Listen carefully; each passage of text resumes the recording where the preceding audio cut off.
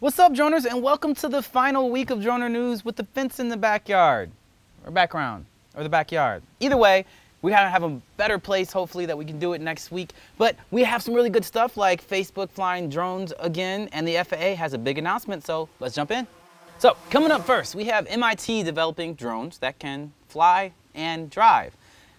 Weird, right? So, researchers at MIT have developed a drone that can autonomously fly itself in the air and then go on the ground and drive itself around too.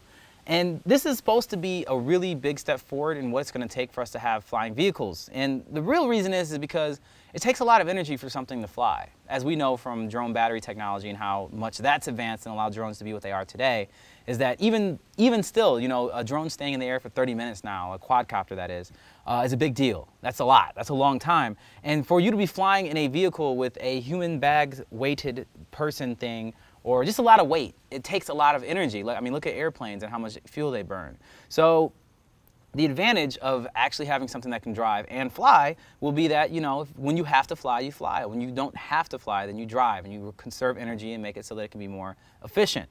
And this lesson was actually learned from nature. You know, there's a lot of winged insects that can fly, but choose to walk often to conserve energy. And what they did is to show how these drones could work is that they actually built a small-scale replica of 2 city blocks that have 8 different courses programmed. And they allowed the drones to be able to figure out for themselves what is the best way for them to get through the 8 courses and watched. And over time, you know, they could have flown the whole course, but in conserving energy, a lot of the drones chose to be on the ground at some points of it. So pretty cool to see. I hope that this gets a lot more attention. This is one of those other things that you just kind of have like the building blocks that adds to what drones capabilities are going to be moving forward for the super drones that are going to be happening.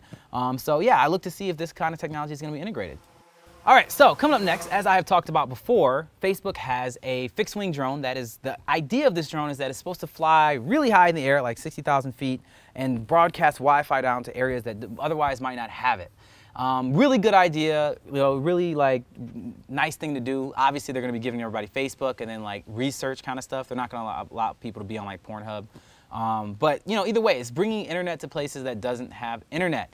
And the initial test flight had some issues. And by issues, I mean it crashed. I wish I could have put that on Drone or Fails because it's like if I would have saw it or if there was video evidence of it, it would have been perfect. But either way, it was really like they just did their second flight and apparently they are calling it that it went perfectly.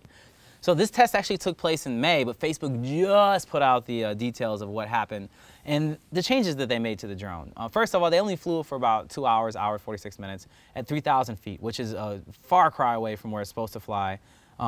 Huge difference, and they're going up to 60,000 feet. They only did 3,000 feet, but it's a test. It's a test.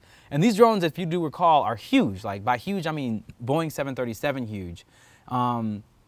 And what they added to it were spoilers to the wingtips. They added, you know, they probably gave it better stability. They also modified the software of how it flies and where to go for like the wind issue that made it crash before, so it won't fly into the wind. But this one really good, and you know, I hope it works out because this could be giving internet and a lot more Facebook users to the 2 billion users that are already there. All right, coming up next, as I mentioned in the beginning thing, is that the FAA is moving forward on this program where they're IDing drones remotely. I mentioned this before in the past Droner News where drones are supposed to be, like where DJI was actually talking about putting some kind of like a license on their drones where it emits a signal that puts off an ID that police officers and other qualified agencies will be able to see a drone in the sky, point something at it, and be able to get an ID that they can cross-reference against the FAA list to be able to figure out whose drone is that's flying in a place it shouldn't. I don't, you know, again, I still have mixed feelings on that. I think drones should be able to be identified so that, you know, people who are being responsible and awesome, like droner fans, because I know you guys are responsible and awesome, or me, I try to stay responsible and awesome. But the people who are messing up, you know, we should definitely make sure that they get caught. You know, like the guys who stop firefighting from happening by flying drones over, you know, wildfires and things like that. Yeah, they should definitely pay for that. And if there's no consequences for it, then they'll keep doing it. So I think this is definitely a way down that road. But the interesting thing that happened is they had a committee come together, the FAA. So the committee that they brought together, the FAA brought together for this was pretty interesting. Like there's DJI, Amazon, the NYPD, okay, authorities and cool like that, and then Ford, like the motor company. I don't know why they were there, but I'm sure they had a good cause. Like maybe it's because they're like, well, we were around when they started to license vehicles the first time, so this is a form of vehicle and we can learn y'all how to do this too. You know, I don't know, but they were there. So either way, it could be a good thing, it could be a horrible thing. Stay tuned. The committee will meet again further to discuss this on July 18th and present ideas to the FAA by September 30th. Coming to number 4. Again, there's a lot of throwbacks today, which is good because that means we're following up on the things we talked about. And one of the things we talked about before is a defibrillator drone. And you may or not remember is that there was a drone that had the idea of being able to have a defibrillation, or the thing that's like clear, you know, like to bring people back when they're having heart failure. Heart failure, when somebody has heart issues and they go down, every second counts. The sooner somebody can get to them to be able to like resuscitate them or give them that clear, the electric jolt is life-saving. Seconds can change your entire chances of everything. So being able to get there and get that to somebody quickly is super important. So they're creating drones in places that are really hard to get around so that the drone can just land, give somebody else instructions on how to do it, and then boop, you can bring somebody back to life immediately. And what better place to test this than Sweden? Because, well, Sweden has had some real issues with getting to people before the cardiac arrest did. They pretty much pulled cases and they did 18 test flights in Sweden when they pulled cases from 2006 to 2014 where people actually died from cardiac arrest because the ambulance wasn't able to arrive in time, and they tested an ambulance versus a drone to see which one got there faster. I mean, it's not even close. Like, they found out that the drone has a response time of 3 seconds after being alerted that it needed to fly. Like, it's already in the air, literally 3 seconds after it's told to fly, where an ambulance takes on average about 3 minutes to get on the road. And it was able to reduce response times by like 16 minutes, which is huge. I mean, it's just ridiculous. The test was so successful that it actually caught the eyes of some American doctors, because there's about 35,000 people a year that suffer from cardiac arrest in the United States, which means that this could help save a lot of the lives that are lost simply for time.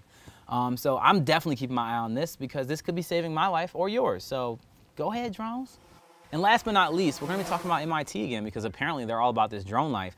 The U.S. military offered a challenge to the MIT Beavers Work Lab to be able to put a drone in the air that can help with communications for multiple days at a time.